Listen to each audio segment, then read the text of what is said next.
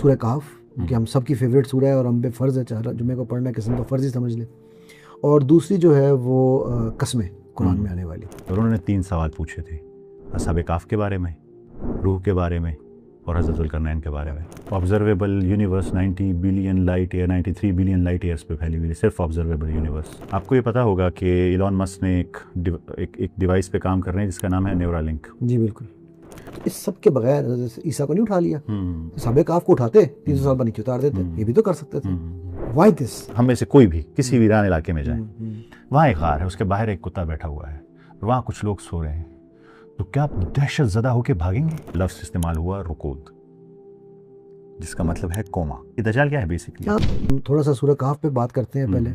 और सूरह कहफ में भी, चूँकि सूरह कहफ में डिफरेंट टॉपिक्स हैं, ज़ुल्करनैन का टॉपिक है, असहाबे कहफ का टॉपिक है, तो इसमें डिफरेंट टॉपिक्स हैं। तो उससे पहले हम शुरू इस तरह करते हैं कि वो जो 3 सवाल पूछे गए थे, वो सवाल की क्या सिग्निफिकेंस है, और फिर उसमें से हम एक सवाल जो कि पहला सवाल था, मतलब जो कि असहाबे कहफ का जो सवाल था, हम उसको थोड़ा सा आज एक्सपेंड करें, क्योंकि उसका मेरा ख्याल से ताल्लुक हमारे वो जो क्या कहना चाहिए, गेटवेज एंड होल्स से बहुत ज़्यादा गहरा ताल्लुक है उसका, डायमेंशन से बहुत ज़्यादा ताल्लुक है। तो मुझे ये इंस्ट्रक्शन आई हैं व्यूअर्स की तरफ से कि जी आप जो है ना लुकमा कम दिया करें, तो मैं अब खामोश होने जा रहा हूँ व्यूअर्स। अच्छा, ये बहुत खूबसूरत एरिया आपने सेलेक्ट किया है, और जो जिस बात से आपने शुरू किया है वो बहुत ज़रूरी है।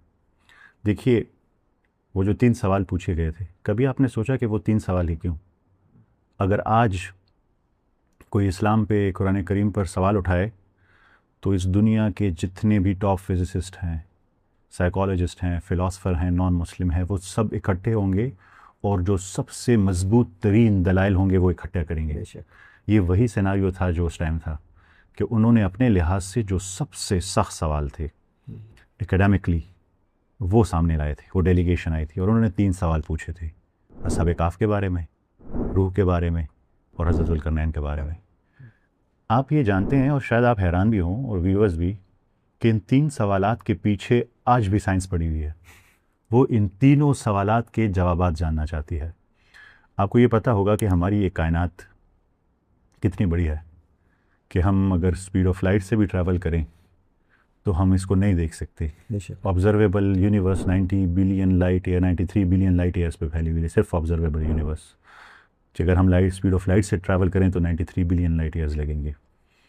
तो फिर ये कैसे पॉसिबल है कि हम इस कायनात को, कायनात ना हो तो कम से कम सोलर सिस्टम को ही समझ लें, वहाँ चले जाएं? तो एक पॉसिबिलिटी ये है कि जो एस्ट्रोनॉट है उन्हें सुला दिया जाए इतने वक्त के लिए कि वो, उनकी एज भी ना बढ़े, वो रिसोर्सेज भी ना कंज्यूम करें, बिल्कुल, और वो ट्रैवल कर सके।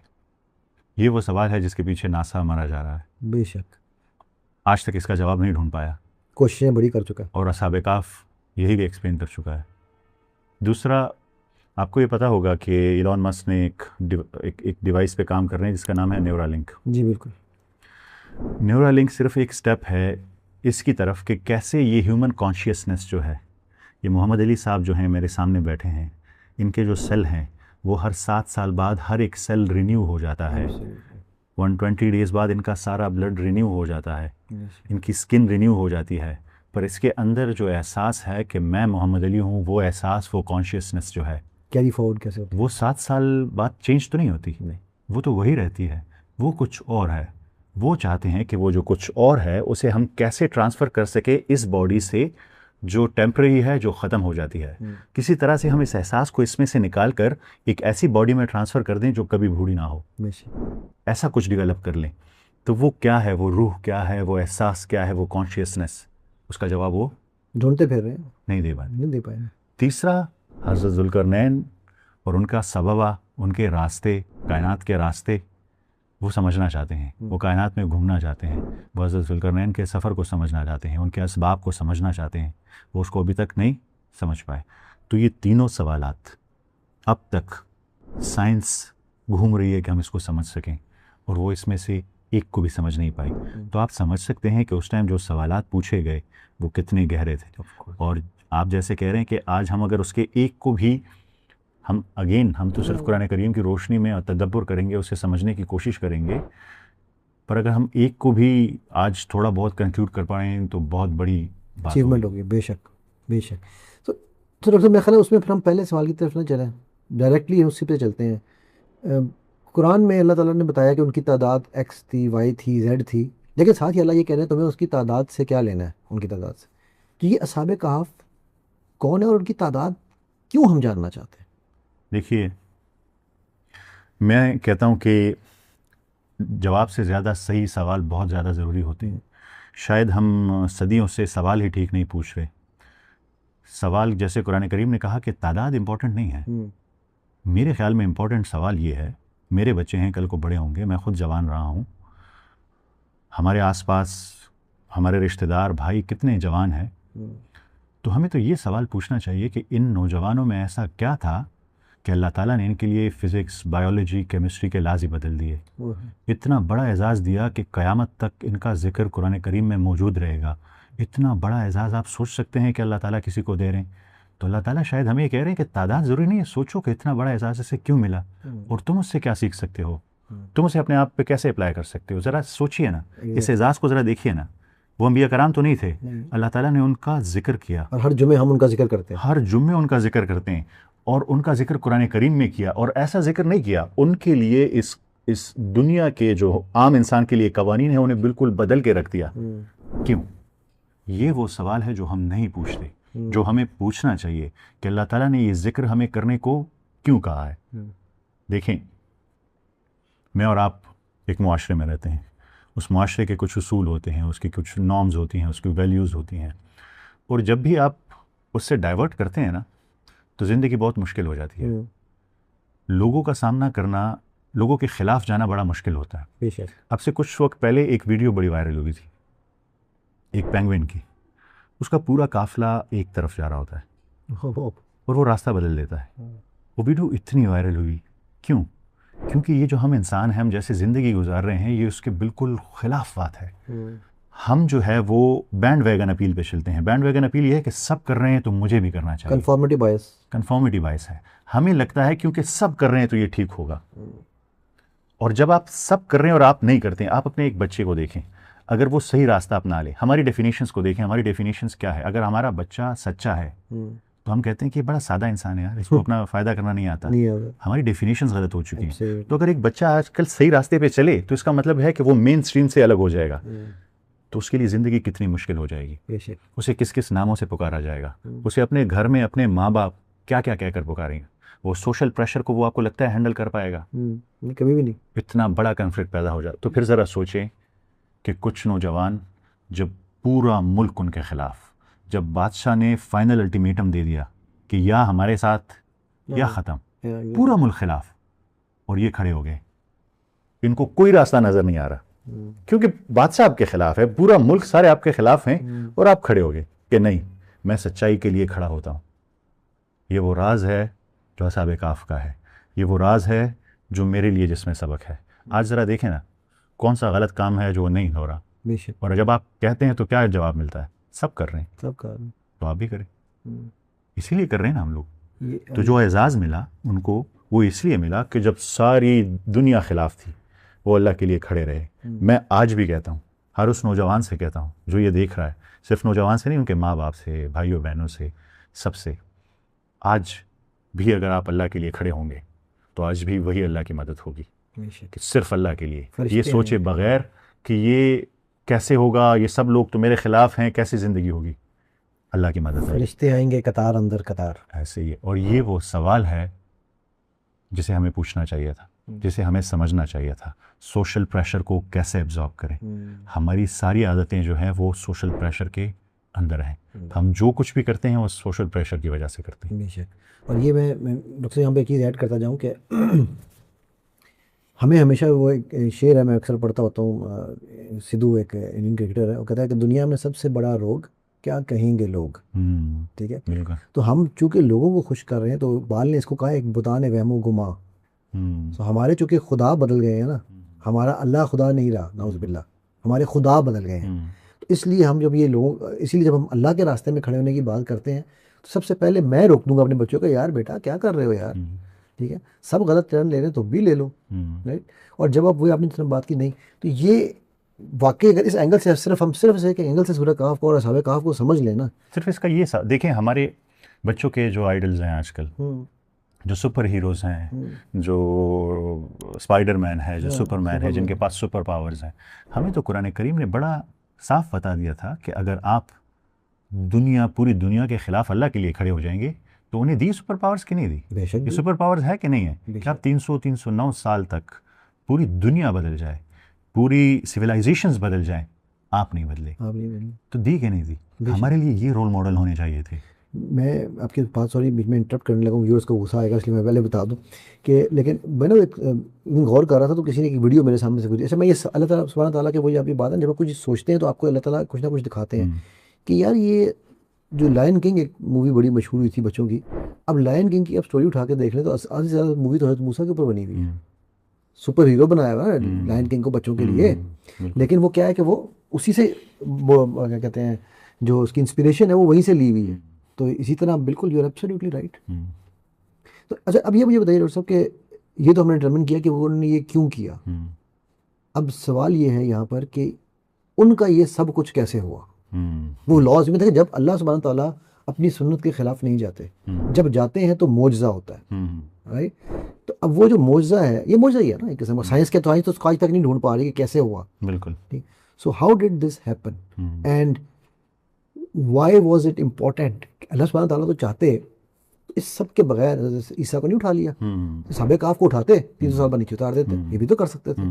Why this, how, why and हुआ कैसे? देखें, सबसे पहले तो ये समझें कि अल्लाह ताला ने अगर कोई चीज़ सेलेक्ट की है कुरान करीम में, हम अनफॉर्चुनेटली कुरान करीम को बाकी बुक्स जैसा स्टडी करते हैं। इसका एक एक लफ्ज़ राज से भरा पड़ा है। अगर आप सोचेंगे, अगर आप तदब्बर करेंगे तो हर एक लफ्ज़ राज से भरा पड़ा। अल्लाह ताला इसकी पहली 10 आयतों में से मेरे ख्याल में 9वीं 8वीं आयतों में कहते हैं कि क्या आपको ये असहाब कहफ वाला वाक़या अजीब लगता है? मतलब कुछ और बात अजीब है जो इसमें है। और ये सूरत जो है शुरू कैसे होती है? अल्हम्दुलिल्लाहिल्लज़ी अंज़ला अला अब्दिहिल किताबा। किताब किससे शुरू हुई? पाक है वो ज़ात जिसने किताब नाजिल की अपने कुरान करीम पे। क़य्यिमन लियुनज़िरा बासन शदीदा, ये वो किताब है, जब वो बासन शदीदा आएगा तो ये आपको कय्यिमा ऐसे मजबूत सीधा रखेगी, आपके ईमान को डगमगाने नहीं देगी, आप बिल्कुल स्ट्रेट खड़े रहेंगे दीवार की तरह, जैसे ये जवान खड़े रहे। आपको रोड मैप दिखा रही है। क्यों हमें कहा गया है कि दज्जाल से फितने से बचने के लिए आपने असहाबे सूरह काफ को पढ़ना है, या पहली 10 पढ़ लें, या आखिरी 10 पढ़ लें, या पूरा पढ़ लें? क्यों? कभी आपने सोचा? स्टार्ट कैसे लिया है आपको? वो किताब कुरान करीम वो है जो नाजिल की है, ये वो है जो आपको ऐसे स्ट्रेट रखेगी कि जो फितने आएंगे उसमें आपको डगमगा नहीं पाएंगे आप, ये आपको मजबूत रखेगी। ये वो राज है। फिर आपको मिसाल दी उन जवानों की कि वो खड़े रहे उस पूरे फितने के सामने। अब ज़रा सोचिए ना, कल आए ये फितना जो आपको कहे कि मैं, आप में रूह नाम की कोई चीज़ नहीं है, मैं आपको दूसरी बॉडी में ट्रांसफ़र कर दूंगा, मौत कभी आएगी नहीं। आपको ये ऑफ़र करे, आपको कायनात के सफ़र के राज ऑफ़र करे, आपको असहाब कहफ जैसे मौजे साइंस से ऑफ़र करना शुरू कर दे, आपको ये सारी चीज़ें आएंगी सामने, दज्जाल की तरफ से आएगी। दज्जाल क्या है बेसिकली? धोखा है। It's a system of illusion. एक इल्यूजन का सिस्टम है जो आपको कोशिश करेगा कि आपको सीधे रास्ते से गुमराह करे। तो क्या चीज़ है जो आपको सीधे रास्ते पर रखेगी? ये वो रीज़न है जो आपको बताया है। ये है वो किताब जो आपको सीधा रास्ते पर रखी, कुरान करीम की समझ। और फिर आपको एक केस स्टडी भी बताई असहाब कहफ की, और सिर्फ बताई नहीं, असहाब कहफ को ऐसे एक्सप्लेन किया है आपके लिए जिसे अगर आप सोचें और समझें तो आप हैरान रह जाएंगे कि इसमें क्या राज पड़े हुए हैं। आपने कभी ये सोचा है कि कुरान करीम ने ये क्यों कहा, फ़ज़रबना अला आज़ानिहिम, हमने मारा उनके कान के पीछे? क्यों? आपने कभी ये सोचा कि कुरान करीम ने, नीम के लिए लफ्ज़ तो नोम है, तो कुरान करीम ने नोम का लफ्ज़ तो इस्तेमाल नहीं किया। सही कह रहे हैं। रुकूत का लफ्ज़ इस्तेमाल किया है। क्यों? रबतना का लफ्ज़ कुलूब के लिए क्यों इस्तेमाल किया है, जिसे हम मजबूत कहते हैं, पर वो बांधना भी है? क्यों? और सबसे अजीब बात जो है, सबसे अजीब बात जिस पे हमने नहीं सोचा, मौलवी साहब, आप अगर किसी वीरान इलाके में जाएं, हम में से कोई भी किसी वीरान इलाके में जाए, वहाँ एक गार है, उसके बाहर एक कुत्ता बैठा हुआ है और वहाँ कुछ लोग सो रहे हैं, तो क्या आप दहशत ज़दा होकर भागेंगे? नहीं। क्यों? कुत्ता है, कुछ लोग सोए हुए हैं। क्यों? क्यों? आप जो लफ्ज़ इस्तेमाल हुआ वो क्या है? रोब, रे एन बे। आप जहनी तौर पर जिस दहशत में आ जाए, एक खौफ आप पे तारी हो जाए। पर ये मंजर तो ऐसा नहीं है कि मुझ पे खौफ तारी हो जाए, जो दहशत ज़दा में हो जाऊं। फिर क्यों सोचा है कभी, क्यों, क्या वजह है इसकी कि कुरान करीम ने इसका लफ्ज़ इस्तेमाल किया है? वहाँ ऐसा क्या हो रहा था जिसे देख कर आप दहशत ज़दा हो जाती? जो आपकी आम दहशत ज़दा आप तब होते हैं जब कोई आम जिंदगी से हटकर चीज़ आप देखते हैं। ये एक्सप्लेन करने से पहले मैं आपको ये बता दूं कि जो असहाब काफ का वाक़या, चूँकि हम तदब्बुर कर रहे हैं, बिल्कुल हमारा इल्म कमज़ोर है, जो परफेक्ट नॉलेज है वो सिर्फ अल्लाह ताला के पास है। मेरी इसके बारे में 2 अंडरस्टैंडिंग्स हैं। मैं कोशिश करूंगा कि दोनों को आज एक्सप्लेन कर सकूं। ये पहली को भी एक्सप्लेन कर रहा हूं और फिर दूसरी को भी एक्सप्लेन करूंगा, दोनों लिहाज से। देखिए, जो असहाब काफ थे वो जिस गार में थे, सबसे पहले कहा उन्हें कान के पीछे मारा, फदरबना अला आज़ानिहिम, क्योंकि यहाँ वेगस नर्व गुजरी है। और लफ्ज़ नोम इस्तेमाल नहीं हुआ। नोम का मतलब है नींद, अगर वो सो रहे होते तो वो होता। लफ्ज़ इस्तेमाल हुआ रुकूद, जिसका मतलब है कोमा। कोमा में वो चले गए। उनकी आंखें खुली हुई हैं, वो कोमा में है। पर कोमा में एक मसला है, अगर आप कोमा में भी हैं तो आपका दिल चल रहा है, जैसे एक गाड़ी है वो चल रही है, मेटाबॉलिज्म हो रहा है आपका, तो सेल्स आपके डिके हो जाने चाहिए कि नहीं? नॉर्मल अंडरस्टैंडिंग के मुताबिक वो सेल्स डिके हो जाने चाहिए। 300-309 साल की बात है, वो डिके हो जाने चाहिए, पर वो नहीं हुए। तो अल्लाह ताला ने एक और लफ्ज़ भी, वरबतना अला कुलूबिहिम, उनके दिलों को हमने बांध दिया। आपको पता है जो नासा अभी कोशिश कर रही है एस्ट्रोनॉट्स को सुलाने के लिए, उसमें एक कंसेप्ट है जिसे क्रायो स्लीप कहते हैं। क्रायो स्लीप, मैं ये कहने वाला था। हाँ, क्रायो स्लीप क्या है कि उनकी हार्ट बीट को इतना स्लो कर दिया जाए जैसे मौत के करीब है। उससे क्या होता है? उससे 2 काम होते हैं। आपकी मेटाबॉलिज्म तकरीबन रुक जाती है। जब आपकी मेटाबॉलिज्म रुक जाए तो आपका दिल बहुत ही इंतहाई धीमी रफ्तार से, आपके सेल्स जो है वो डिके नहीं होते, तो जो आपका प्रोसेस है वो डिके होने का वो रुक हो जाता है। तो मेरी अंडरस्टैंडिंग के मुताबिक ये हुआ था वहाँ पे, उनके दिलों को, रफ्तार को इंतहाई स्लो कर दिया गया था, जिसे अचीव करने, कैसे आपको पता है, नासा जो है वो क्रायोनिक्स के जरिए से अचीव करने की कोशिश कर रहा है। इतने हाई मतलब लो टेम्परेचर पे इतना ठंड कर देते हैं कि वो स्लो डाउन हो जाए, मेटाबॉलिज्म भी रुक जाए, हार्ट बीट भी इतनी स्लो डाउन हो जाए, उस स्टेट में ले जाए। पर वहाँ पे एक मसला है, वहाँ पे मसला ये है कि फिर भी अगर मेटाबॉलिज्म भी रुक जाए, अगर हार्ट बीट भी बहुत स्लो हो जाए, उसके बाद भी चूँकि ये ज़मीन पर पड़े हुए हैं, ग्रेविटी, अपनी वजूद की ज़ोर की वजह से, ग्रेविटी की वजह से, ऑक्सीजन की वजह से इनकी बॉडी फिर भी ख़राब होगी। 300-309 साल की हम बात कर रहे हैं, तो वो कैसे सॉल्व होगा कि इनकी बॉडी पड़ी हुई है ज़मीन पर और वो डिके होगी, ऑक्सीजन उसे इफेक्ट करेगा, ग्रेविटी उसे इफेक्ट करेगी।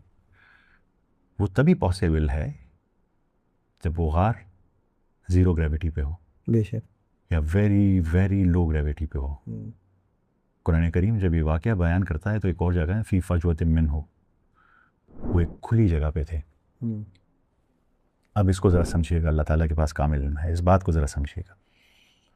वहाँ क्या हो रहा था इस गार में उस टाइम?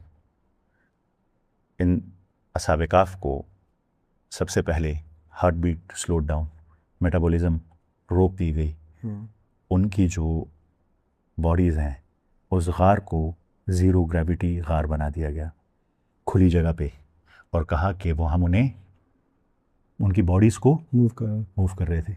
आपने कभी नासा के एस्ट्रोनॉट्स को ज़ीरो ग्रेविटी में देखा? उनकी बॉडी कैसे मूव करती है जब वो सोए होते हैं? बेशक, ऐसे ऐसे ऐसे। अब ज़रा इस मंज़र का तसव्वुर करें एक सेकंड के लिए। आप जा रहे हैं एक इलाके में, पहाड़ों की, कोई नहीं है, आपका गुज़र अचानक एक गार से होता है, आप नज़र डालते हैं तो वहाँ 6-7 लोग और उनका कुत्ता हवा में मोहलिक होकर, अब आप पे जो दहशत आएगी, भागो वहाँ से, आप पे जो दहशत आएगी, उस दहशत से आप भागेंगे।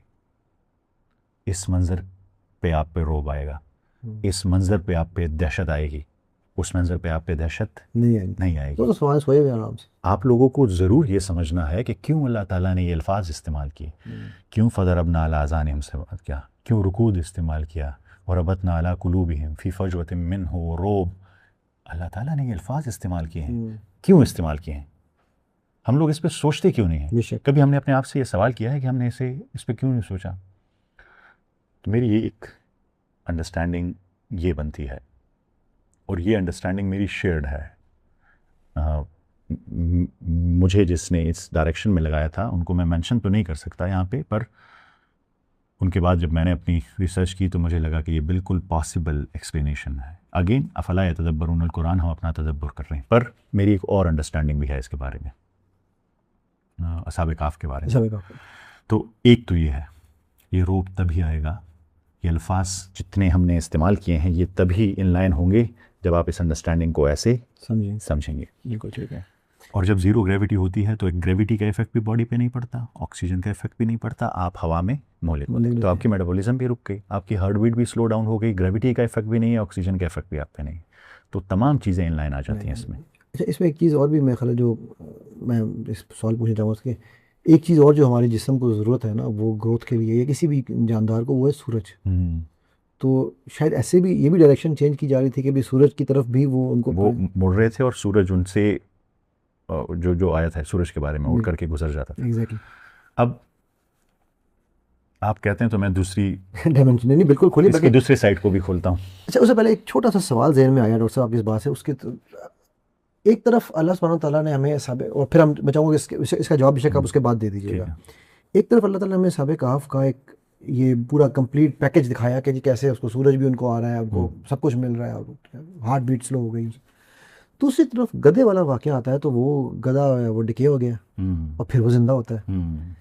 तो ये पैराडॉक्स क्यों है, मतलब वो वहाँ पर वो सेम एनालॉजी क्यों नहीं यूज़ की? एक साइड क्वेश्चन है, हम इसको भी पार कर लेते हैं। बिल्कुल नहीं, असल में जो मैं दूसरा एक्सप्लेनेशन वो उससे बिल्कुल मैचिंग है। आपने बड़ा अच्छा सवाल पूछा। देखिए उसमें ही इसका जवाब है। अल्लाह ताला ने हज़रत उज़ैर अलैहिस्सलाम के वाक़ये में भी हमें एक चीज़ समझा दी है कि वक्त मेरे कंट्रोल में है, मैं चाहूँ तो एक पर 100 साल गुजार दूँ और एक पर एक लम्हा या एक लम्हा भी ना गुजरे।